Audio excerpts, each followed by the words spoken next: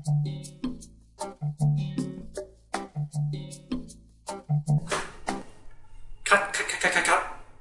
唔係咳你啊，咳我啊，咳我咩啊？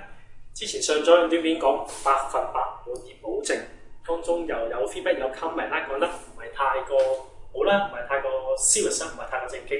咁今天咧，我哋重複嚟做多一次，重新拍段短片，重新上載過去為大家分享。咁當中你哋都可以俾意見我啦，同大家分享，希望大家明白幫助。去片。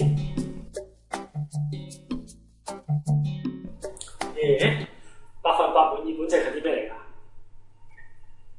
點解100%滿意保證？100%滿意保證咧係皆因我自己都係一位學生，咁曾經都報讀過好多課程。咁喺報讀課程之前咧，咁對於好多嘢係我哋好唔熟悉、好唔清晰嘅。咁我哋可能會諗，究竟佢所教嘅嘢有冇即係講得唔得㗎？係咪先？我俾你聽啊！如果唔得，你今天就唔會喺度睇緊呢條 video 啦。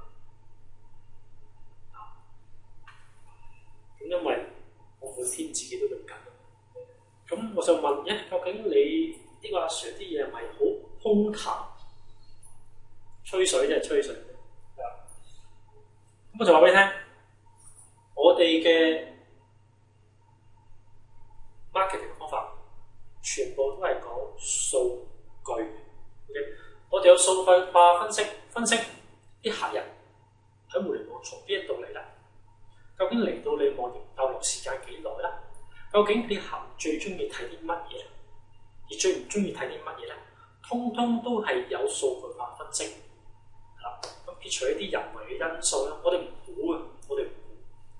Based on 數據 ，based on data 睇 result。咁你都會問，你啲嘢實唔實際㗎？我就話俾你聽，如果我哋嗰啲課程內容啲嘢唔實際，你今天亦都唔係呢個結果。裏邊嘅所有課程嘅內容所教嘅嘢，其實我今天日日都用緊，以前用緊，今天用緊，將來都要用緊。而你哋學完之後，如果你唔用，就真係冇用啦，亦都唔實際。但係如果你用咧，呢樣嘢非常之有用，非常之實際，亦都長遠幫到你揾生意啦、見工啦、幫朋友做宣傳、幫自己做宣傳、幫自己網站做推廣。咁你都朋友問，喂，你啲嘢好難學得識嘅，有機會係嘛？好深奧喎，會唔會啊？咁我就話俾你聽，正式，因為呢啲係一啲 IT 嘅知識，咁而我又係想學生學得更加多嘢，我哋就諗咗，與其係教好多學生，咁不如我哋教少啲學生，教8個學生，咁當中呢8個學生喺課室裏邊，咁就可以造成一啲咩咧？造成一啲互動性啦。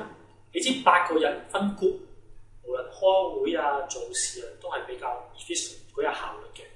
咁我哋就可以行埋去問啲學生問題啦，或者我哋睇到啲學生有啲咩難題，我都可以主動去問到佢啦。而當中我哋都可以分析俾每一位學生去關心佢、了解佢究竟學習嘅情況啊，學習有咩難題啊，有咩唔識啊，唔識咁我咪會俾多少時間佢啦，咁咪俾佢學得多嘢或者學識佢啦。咁係啦，咁我哋希望利用一個小班教嘅形式，咁可以分多啲時間俾每一位學生，咁從之中咁你學識係必然嘅，我教識你亦都係必然嘅。咁另外就會你都問你教啲嘢教得好唔好？呢個就教得好唔好？咁我就話俾你聽，我Gordon咧就係一個 IT 人啦，咁就我讀 IT 出身嘅，就攞一個 IT 嘅學位課程啦。咁另外就喺互聯網行銷就已經有7年啦。咁當中咧教書嘅歷史都已經教咗成2年幾啦。咁得閒啲好多電腦課課程、IT 課程啦。咁當中憑我嘅經驗啦，我學識咧有一個 IT 人，又係教啲 IT 課程，又教啲我有經驗嘅互聯網嘅行銷課程、宣傳及推廣課程。咁你話你有一個咁嘅導師，我能唔能教識你？教得好唔好？而加上我哋都係小班教學啦。根據種種嘅嘢，咁你仲有啲咩損失？其實你冇乜損失嘅，你最多大不了損失嘅咪錢咯。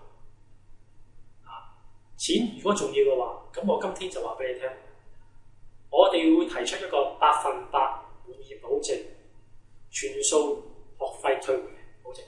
咁呢個保證點保障你咧？假如你今天上完第一堂嘅課程，而你有任何不滿意嘅地方，你可以寫一篇300字嘅文章，去話俾我哋聽。某個地方有啲咩意見？咁我哋收到啲數據之後咧，咁我哋有用嘅，我哋會將呢個課程會改進啦。咁希望呢啲不滿嘅地方、滿意嘅地方，會帶到啲下班學生。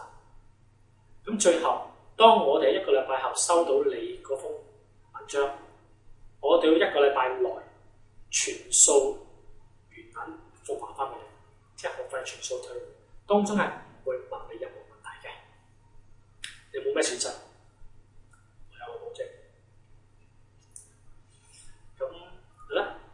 希望見到你嚟參與啦，咁我亦都希望可以好有信心咁教到你啦。